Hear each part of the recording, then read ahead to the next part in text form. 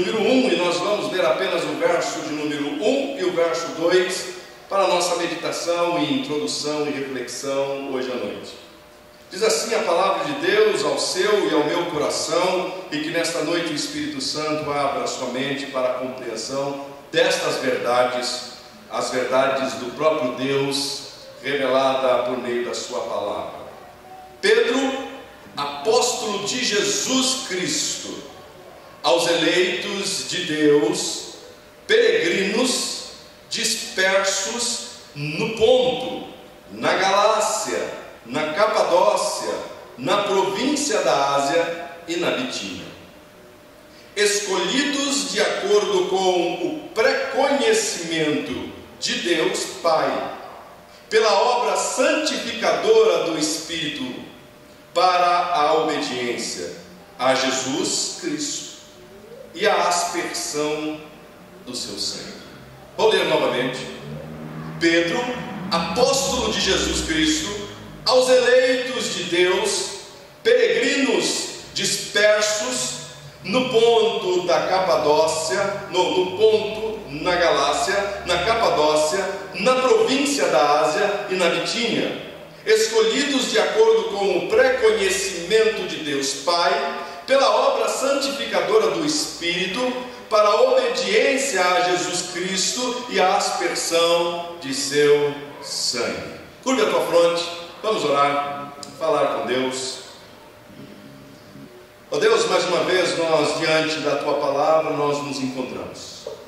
E nós queremos meditar, debruçar nesta carta do apóstolo Pedro, teu servo, que o Senhor usou para escrever, inspirando-o para escrever esta palavra ou esta carta. Portanto, nós pedimos que o Senhor, assim como esta igreja da Ásia Menor recebeu esta carta, e ela foi consolada, e ela foi confortada pela ação do teu Espírito, pela ação poderosa do Evangelho, que também o mesmo aconteça sobre nossas vidas nestes tempos ou nesses dias, nesses domingos que iremos ministrar, que iremos refletir nesta carta. Que o Senhor Espírito Santo venha trazer luz à nossa mente para a compreensão desta tua palavra, e que então, compreendendo esta palavra, possamos colocar ela em prática.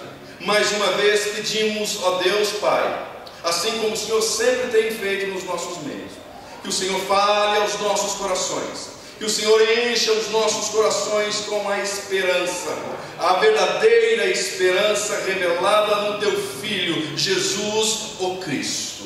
Ele, Cristo, é a quem cultuamos hoje à noite. É a Cristo que nós reverenciamos nesta noite. É a Cristo que devotamos nosso louvor e nossa adoração. Este culto é a pessoa de Cristo. Em torno dele nós nos reunimos. Para ele nós oferecemos nossos cânticos, louvores, e a ele, no nome dele, nós também dirigimos ao Senhor Pai em nossas orações. Portanto, no nome de Cristo nós oramos, agradecidos ao Senhor Pai pelo privilégio de estarmos diante desta tua palavra. Em nome de Cristo. Amém. Como nós vimos na introdução, Pedro, ele escreve essa carta neste período quando Nero, este imperador, ele está no poder. E na introdução nós vimos que esse imperador, ele, nos seus primeiros 5 anos, ele reinou bem, ou ele conduziu o império de uma forma boa, amigável, pacífica. Todavia, depois do seu 5º ano de imperador, ele tem um desejo de destruir a cidade de Roma e construir uma nova cidade, uma cidade que ele tinha um sonho, ou seja, uma cidade que ele sonhava em ter. Para isso ele precisava destruir esta cidade antiga. E então, a mando dele, como alguns historiadores colocam, como Eusébio de Cesareia, a mando deste Nero, então pessoas incendeiam a cidade, incendeiam Roma. E a cidade, ela fica 3 dias queimando de forma ininterrupta. E então as pessoas que ali moravam, muitas delas foram mortas, e as que ficaram vivas, então, tendo já uma suspeita suspeita de que Nero poderia ter causado isso, então estava iniciando ali uma rebelião contra o imperador. E o imperador precisava se safar, o imperador precisava resolver a situação. Então, o que é que ele pensa? No que é que ele trama? E alguns estudiosos ou alguns historiadores dizem que na corte ali do imperador Nero existiam alguns judeus. E esses judeus prosélitos, ou seja, pessoas que na verdade não eram judeus, mas se converteram ao judaísmo, mas que estavam ali na corte, eles também detestavam os cristãos por aquilo que havia acontecido em Jerusalém. E então eles aconselham Nero a colocar a culpa nos cristãos.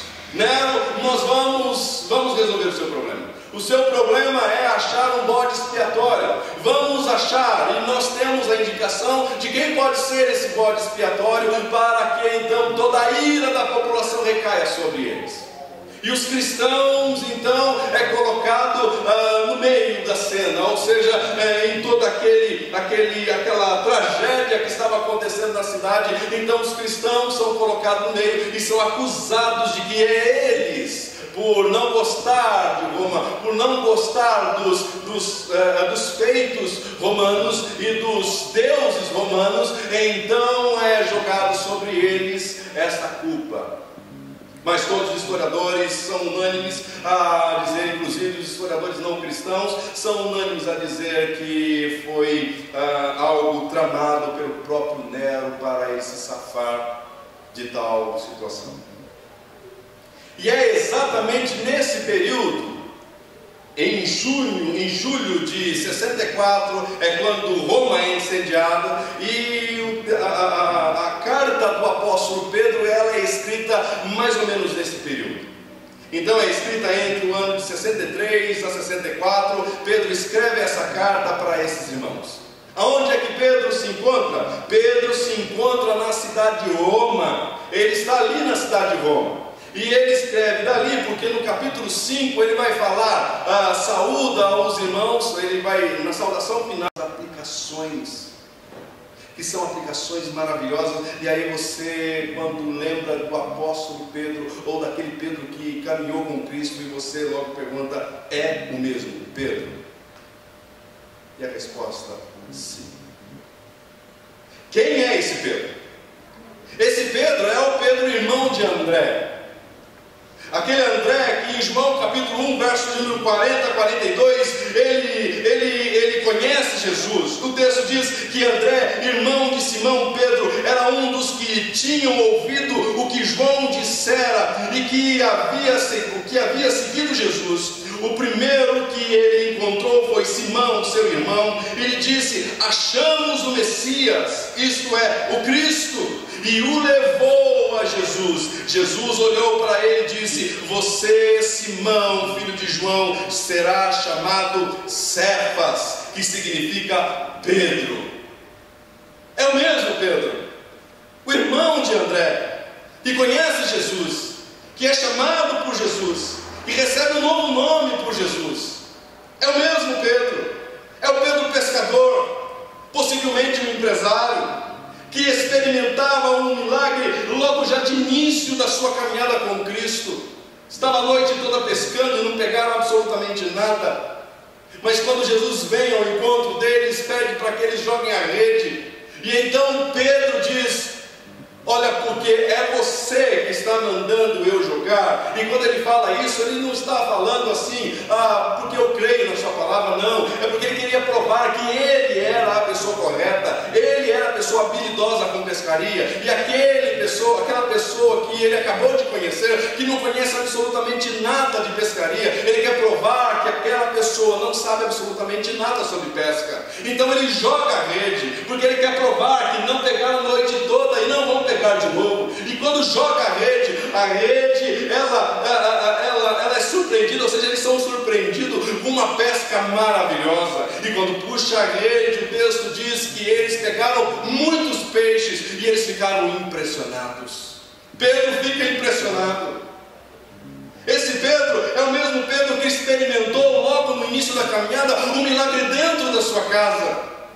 Que milagre foi esse? O milagre de Jesus visitar, entrar na sua casa, e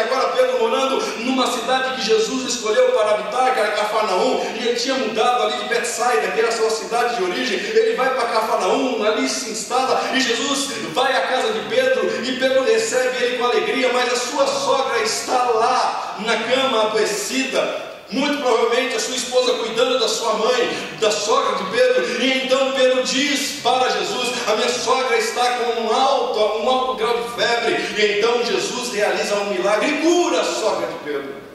Quem é esse Pedro que inicia essa carta dizendo, quem é esse Pedro? Esse Pedro é o Pedro que experimenta junto de Tiago e João no Monte da Transfiguração, uma experiência maravilhosa, ver Jesus sendo transfigurado, vendo Jesus sendo recebido ou sendo orientado pelo próprio Pai sobre a sua missão. Esse Pedro é o Pedro a quem afirma que Jesus Cristo, quando interrogado, que Jesus Cristo é de fato o Cristo. E então, usado pelo Espírito, Jesus diz: Pedro, você falou bem, e quem revelou isso para você foi o Espírito. Esse Pedro é o mesmo Pedro que um pouquinho mais para baixo, no mesmo episódio, quando Jesus diz que ele vai morrer, é o mesmo Pedro que chega para Jesus e diz assim: não tem dó de você mesmo.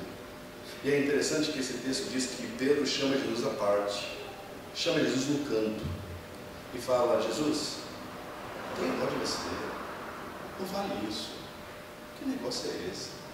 Você faz tantos milagres, você faz tantas coisas maravilhosas, e agora você está se expondo no meio do povo.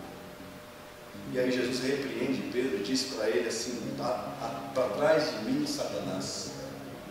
Repreendendo a Pedro, porque naquele momento, um pouquinho acima, Pedro estava sendo instrumento do Espírito, e agora um pouco mais abaixo, o próprio Pedro estava sendo instrumento do próprio Satanás. Quem é esse Pedro? Este Pedro é aquele que nega Jesus 3 vezes e chora amargamente. Quem é esse Pedro? Este é o mesmo Pedro que encontra Jesus quando ele desiste de tudo, depois que Jesus morre, depois que Jesus ressuscita. Ele então tem uma tristeza no seu coração, alguma coisa ainda não resolvida, e ele tem um encontro com Jesus. E este encontro é muito parecido com o primeiro encontro que ele teve. Jesus encontrou pela primeira vez pescando, e Jesus orientou e dizendo a ele: Pedro, a partir de agora você não vai pescar mais peixe, mas agora você, doravante, você vai ser pescador de homens. E no segundo encontro, Jesus, no final, ou seja, quando Jesus ressuscita, então Jesus vai ao encontro de Pedro, e Pedro novamente está pescando, e o episódio é parecido, não pescam absolutamente nada, e o mesmo homem, sem eles reconhecerem, diz para eles: olha, jogue de novo a rede. Eles jogam, e agora eles pescam de novo grande quantidade de peixe. E então Pedro lembra, Pedro reconhece da primeira experiência, e Pedro vai ao encontro do Cristo. E quando chega ao encontro de Cristo, lá já está sobre a brasa peixes e pães. E então Jesus serve eles, mas antes de Jesus despedi-los, Jesus disse para Pedro, depois de comerem, Jesus perguntou para Simão: Simão, filho de João, você me ama mais do que estes? Disse ele, Simão: sim, Senhor, tu sabes que eu te amo. Disse Jesus: cuida dos meus cordeiros. Novamente Jesus disse: Simão, filho de João, você me ama? Ele respondeu: sim, Senhor, tu sabes que eu te amo. Disse Jesus: pastorei as minhas ovelhas. E pela 3ª vez ele lhe disse: Simão, filho de João, você me ama? Pedro ficou magoado por Jesus lhe ter perguntado pela 3ª vez: você me ama? Ele disse: Senhor, tu sabes de todas as coisas, e sabes que eu te amo. Jesus disse para ele: cuide das minhas ovelhas. Digo-lhe a verdade, quando você era mais jovem, vestia-se e ia para onde quer, Mas quando for velho, estenderá a mão, e outra pessoa lhe vestirá, e o levará para onde você não deseja ir. Jesus disse isso para indicar o tipo de morte com a qual Pedro ia glorificar a Deus. E então lhe disse: siga-me. Pedro, apóstolo de Jesus Cristo. É assim que ele inicia a sua carta. É o mesmo Pedro, é a mesma pessoa. Aquele Pedro que era indeciso, aquele Pedro que ele, ora, era uma pessoa que realizava coisas boas, ou seja, usado pelo próprio Deus, mas logo o seguinte já deixava espaço para que o diabo o usasse. O mesmo Pedro que se encontrou, que estava com Jesus quando Jesus foi para ser preso, e ele pegou a espada e cortou a orelha de um soldado. É o mesmo Pedro, o Pedro que estava sentado à beira de uma fogueira, esquentando-se e ali negando o próprio Cristo. É o mesmo Pedro, e ele inicia a sua carta dizendo assim: sim, sou eu, mas eu sou o apóstolo de Jesus Cristo.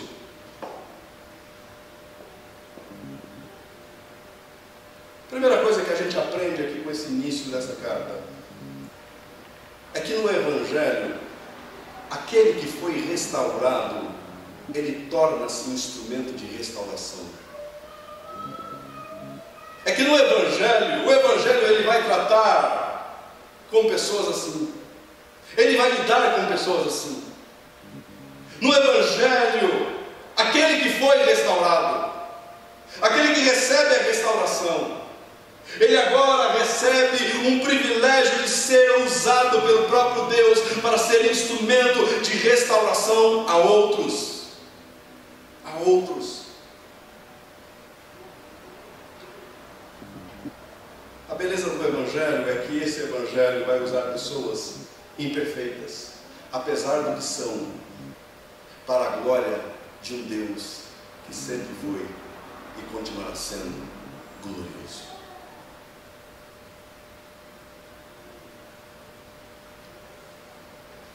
A beleza do Evangelho é a revelação de um Deus santo, soberano, que deseja usar homens falhos, frágeis, impotentes, como instrumento de restauração e reconciliação a outros com as mesmas características: falhos, frágeis e impotentes.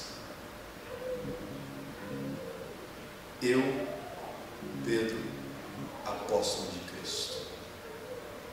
Pedro não tinha nenhuma dúvida de quem ele era. Pedro não tinha nenhuma dúvida de quem o chamou para servir no reino.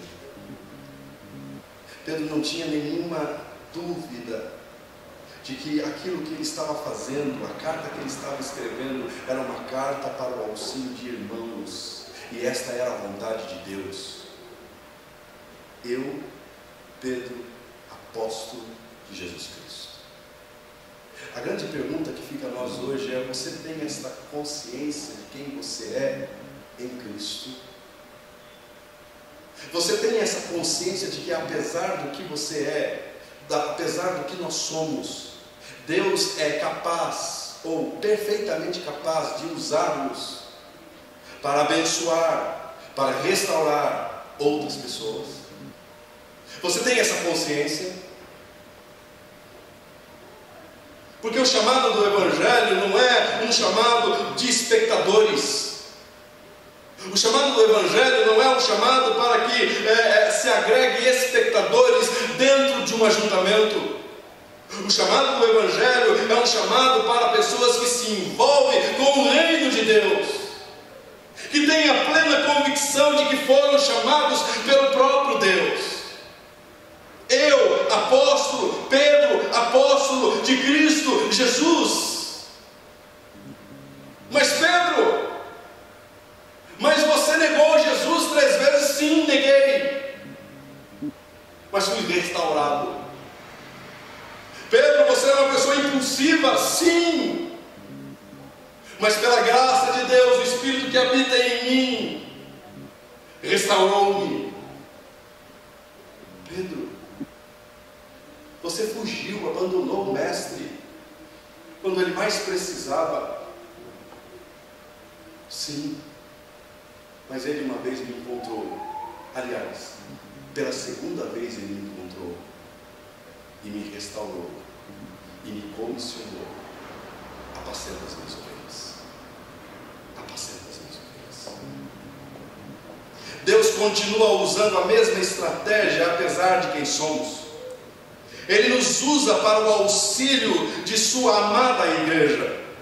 Não somos inspirados a escrever conteúdos e conselhos como esta carta de 1 Pedro, pois entendemos que o cânon já está completo. Todavia, podemos perfeitamente, a partir das Escrituras, auxiliar nossos irmãos que sofrem e que em um aconselhamento, em um ensino, em uma escrita, em uma oração, podemos perfeitamente ser usados por Deus para levar o consolo, para levar o ânimo, para levar uma palavra de ânimo àqueles que estão com seus corações desanimados.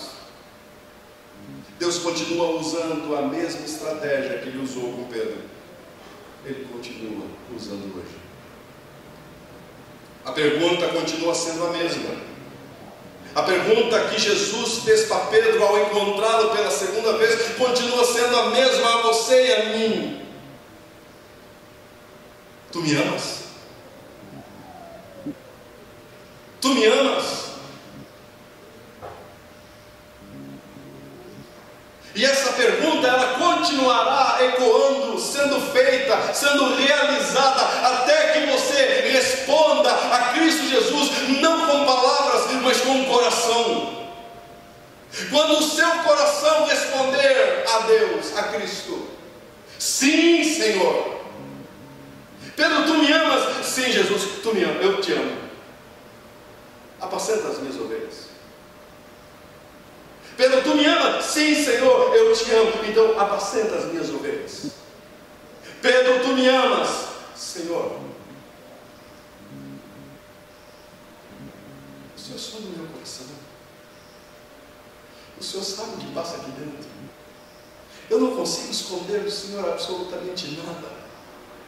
O Senhor conhece as minhas dores, o Senhor conhece as minhas decepções, o Senhor conhece os meus anseios, o Senhor conhece os meus desejos, o Senhor sonda antes mesmo de chegar a resposta à minha boca, antes dos meus lábios formarem palavras, a minha língua formar, soltar algum som, antes mesmo disso acontecer, o Senhor já sabe, o Senhor sabe de todas as coisas, e o Senhor sabe que lá no fundo eu amo o Senhor.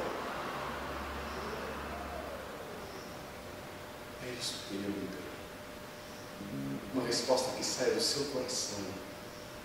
Então, Pedro, apacenta as minhas ovelhas.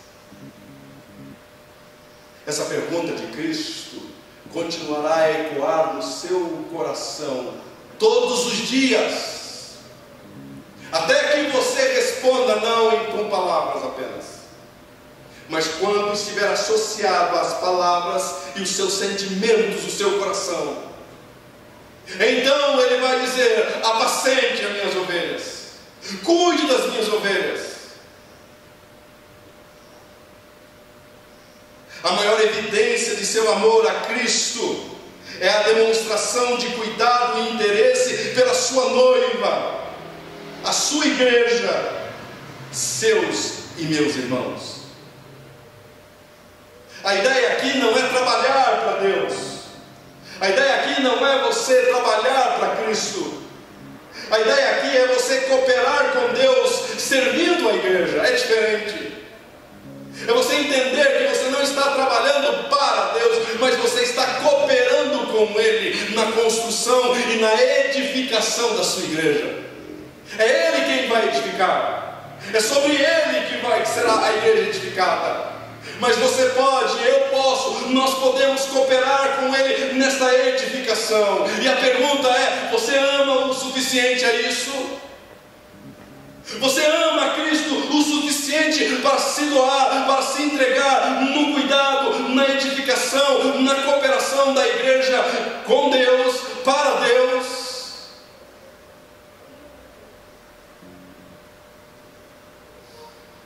A maior evidência evidência de que fomos restaurados é a nossa disposição em servir na cooperação da restauração.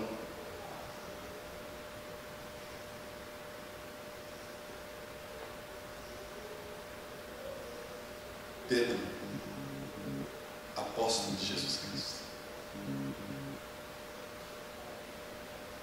A resposta que ele deu a Cristo foi uma resposta de coração. Porque em Atos dos Apóstolos você vê a primeira pregação de ele se levantando. E se você vê a pregação do apóstolo Pedro em Atos dos Apóstolos, o conteúdo é o mesmo da carta. É o mesmo da carta.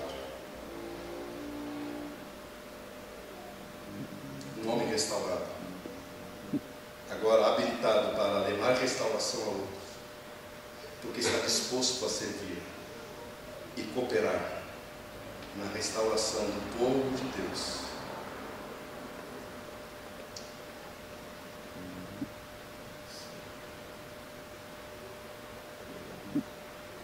Segunda coisa que nós encontramos nesse texto é que o apóstolo Paulo ele traz uma convicção para os irmãos que somente uma carta que inicia assim era capaz de trazer consolo. Porque no Evangelho encontramos uma firme e sólida convicção para enfrentarmos os sofrimentos que possivelmente enfrentaremos. O Evangelho ele não maqueia. A proposta do Evangelho não é algo maquiado. A proposta do Evangelho é: vocês enfrentarão aflições. Jesus Cristo disse isso: no mundo tereis aflições.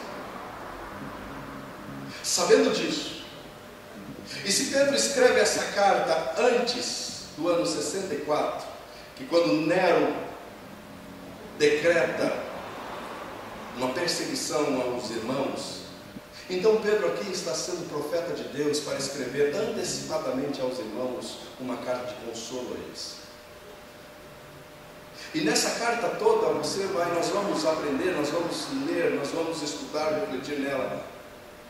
Várias vezes o apóstolo Pedro vai falar assim: irmãos, não se surpreendam se surgir no meio de vocês perseguições e tribulações. Irmãos, não se surpreenda se vocês sofrerem. Irmãos, não se surpreenda se vocês forem provados pelo fogo, e aqui o fogo é o fogo da perseguição. Irmãos, não se surpreenda. Mas o apóstolo Pedro, ele inicia dizendo que no Evangelho nós encontramos uma firme e sólida convicção para enfrentarmos esses possíveis sofrimentos que vão chegar.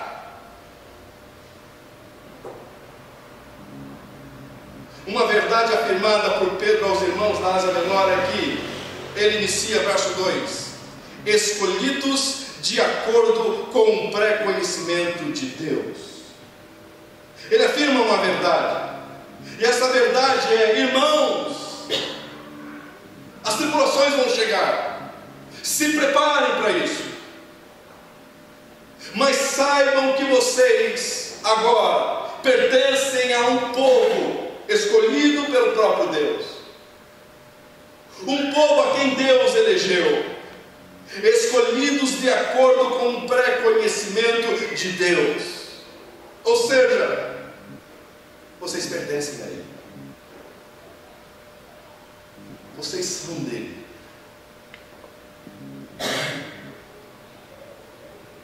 Uma das maiores verdades que traz conforto ao coração aflito e sofredor é saber que Deus nos escolheu baseado em seu conhecimento de quem somos. E a ideia aqui não é que Deus nos escolheu através de um pré-conhecimento, que Ele é como se Ele tivesse uma bola de cristal e olhasse para essa bola de cristal e olhando você lá no fundo, olha, através disso aqui eu vou escolher você, porque você fez isso aqui, eu escolho você. Não. Deus não nos escolheu baseado naquilo que nós faremos ou deixaremos de fazer. Deus nos escolheu porque assim Ele quis.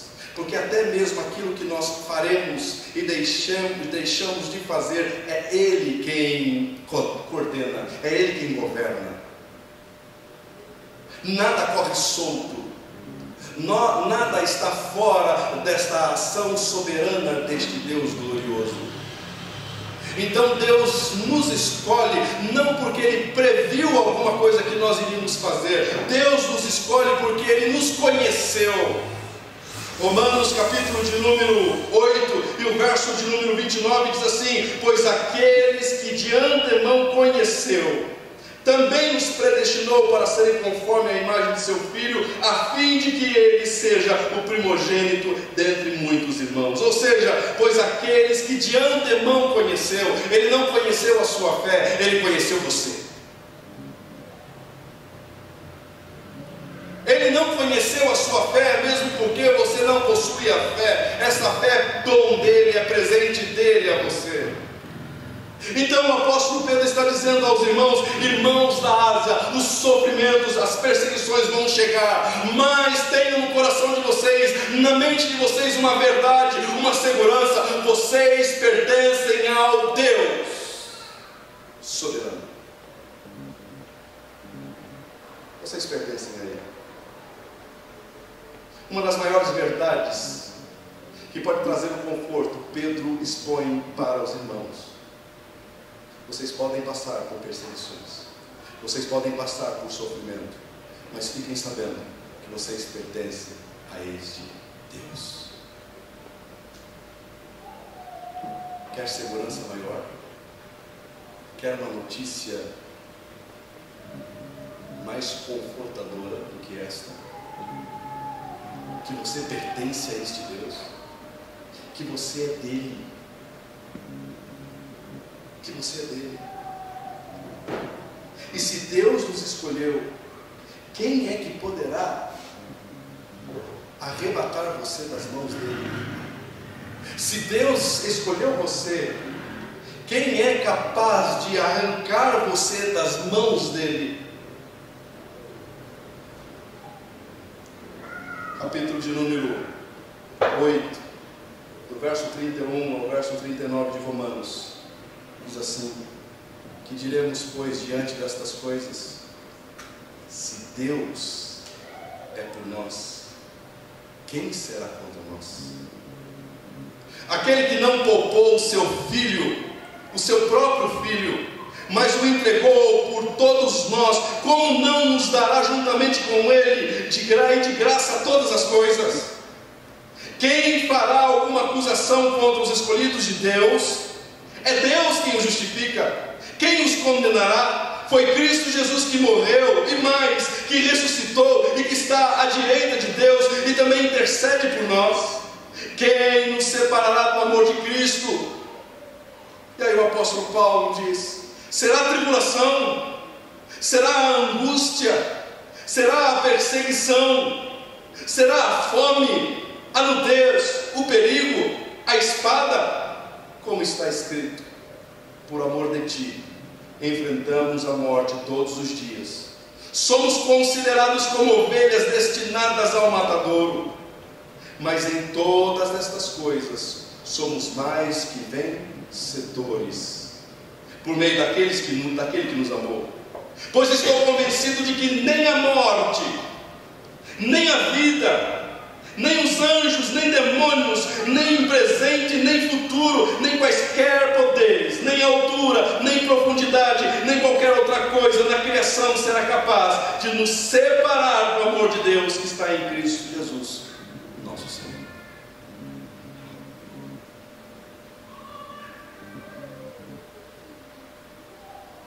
Quer ajudar um irmão? Quer ajudar pessoas que sofrem? Ajude a enxergar a quem ela pertence.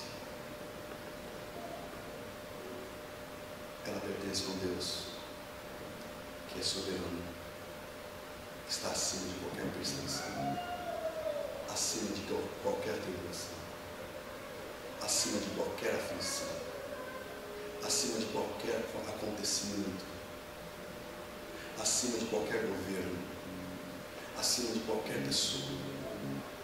É este Deus, e a Ele é que pertencemos. Isso traz conforto, isso arranca o desespero.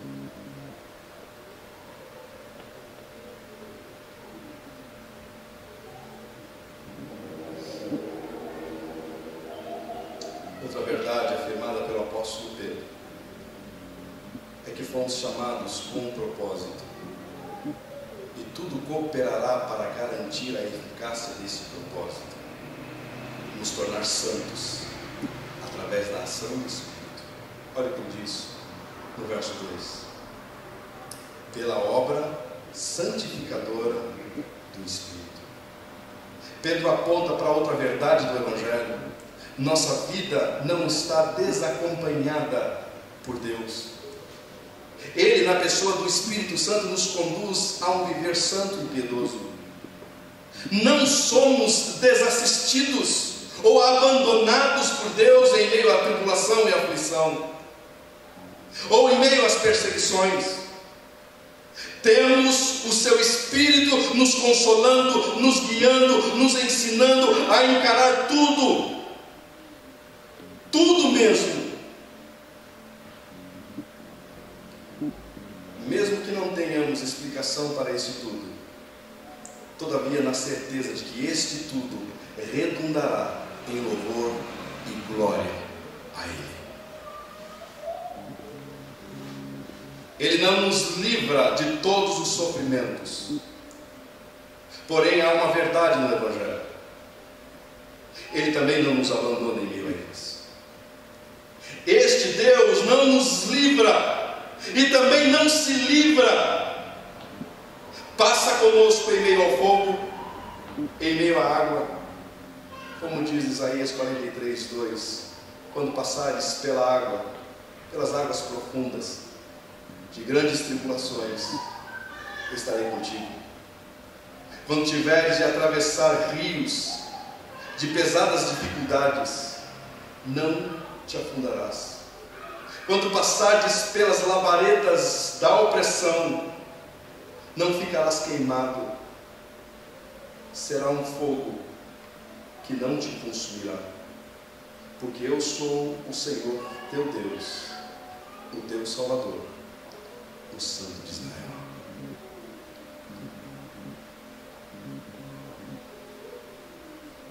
Mas Paulo também nos apresenta uma última verdade.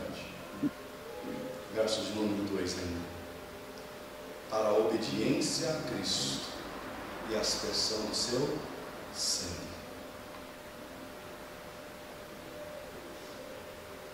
Pedro, ele vai falar o seguinte: vocês pertencem a um Deus, e vocês estão seguros nas mãos deste Deus. Sabe quem é esse Deus? Este Deus é o triuno Deus. Vocês pertencem a Ele. Ele vai falar: vocês foram escolhidos pelo Deus, o Pai. Vocês estão sendo assistidos para a santificação pelo Deus Espírito. Mas vocês receberam o perdão pela aspersão do sangue através do Deus, o Filho.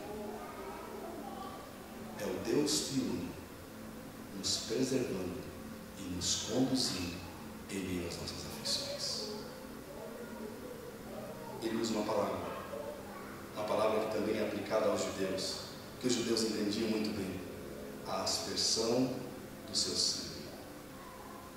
Para você entender o que é isso, a aspersão do seu sangue, o apóstolo Paulo, ele usa essas palavras, e ele usa bem, e propositadamente ele usa essas palavras, porque ele quer deixar claro aos irmãos aquilo que aconteceu com Israel.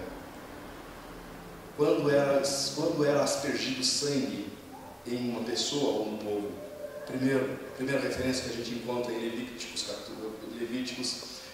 capítulo de número 14, Levíticos 14, verso de número 1 a 7, você encontra o primeiro símbolo de aspersão.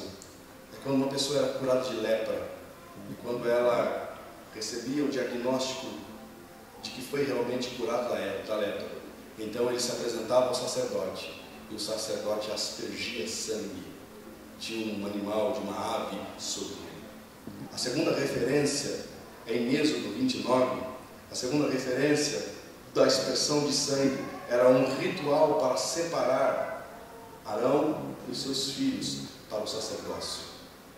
E a terceira referência é a referência usada em Êxodo 24, versos 6 a 8, quando o povo teve um encontro com Deus, e Deus apresentou para eles qual era a vontade dele para o povo. Então o povo disse em uma só voz: tudo aquilo que Deus determinou, ou tudo aquilo que Deus falou, assim nós faremos. Então Moisés pegou o animal de sacrifício, metade do sangue ele separou e aspergiu sobre o povo. O que Pedro quer dizer com isso? Pedro quer dizer que ele está escrevendo uma carta para um povo que era impuro e foi limpo pelo sangue do Cordeiro. Pedro também quer dizer que ele está escrevendo uma carta para um povo que não era povo, não pertencia ao povo de Israel, mas agora foi chamado não apenas para participar do arraial, mas para ser uma pessoa que se envolve com o arraial dos santos, ou seja, agora foram chamados para serem sacerdócio real. E Pedro também quer dizer que agora esse povo que foi chamado, ou seja, esses irmãos que foram alcançados por Cristo, eles foram aspergidos pelo sangue de Cristo, também simbolizando, trazendo a eles a memória de que em Cristo nós temos uma nova aliança com Deus o Pai. Pedro, ele termina a sua saudação inicial dizendo: graça e paz lhes sejam multiplicadas. Se você entender isso, de a quem você pertence, se você entender que no cuidado de sua vida você tem um Deus triuno sobre você, conduzindo você, é possível, perfeitamente possível, por meio da graça, você desfrutar a paz de Deus. É isso que você vai encontrar nesta carta toda. O apóstolo Pedro incentivando os irmãos a desfrutarem de uma paz, mesmo em meio a tribulações e sofrimentos. Que assim seja você e eu, que possamos desfrutar desta paz de Deus, porque a paz de Deus já nos foi garantida em Cristo Jesus. Amém? Cuida a tua fonte.